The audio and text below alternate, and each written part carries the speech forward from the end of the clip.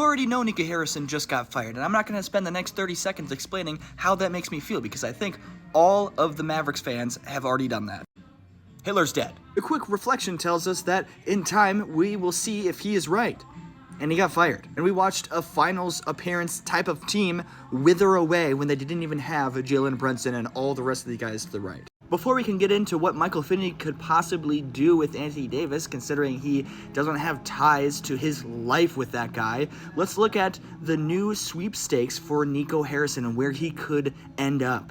And what do you know, at plus 185 out of all teams, it's the New Orleans Pelicans. And that's a whole nother video on how that's the perfect match for the two of them. Considering they're currently 3-8 and have their own draft pick for this upcoming draft, what trades could we possibly see with Anthony Davis? To start, I know the Celtics would definitely want someone like Anthony Davis, but the contracts are just really not adding up. Are you really going to give up Derek White, Anthony Simons, and 2 role players just for a guy that's not even playing? I think I'd rather have Derek White. I saw one post that was saying that Anthony Davis would work really well with Bam Adebayo, but look at the contracts. Who are they going to give up? Obviously, the Mavs need a point guard, but are you going to give up Terry Rozier?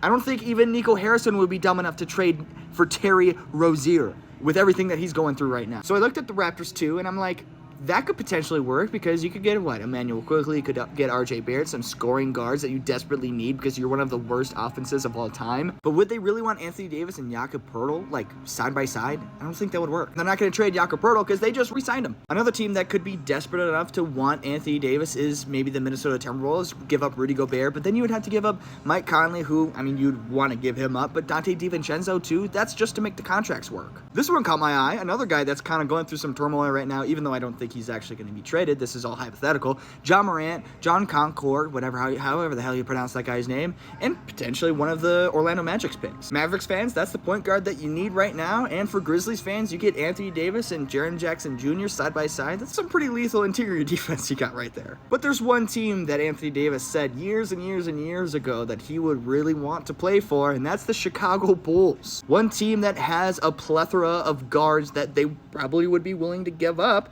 especially since they've been playing well this season. Vooch, get rid of Patrick Williams, and boom, you get your point guard, Mavericks fans. Even though I'm sure that they would want Kobe White instead of Ayo Dosunmu, but we'll see how it goes.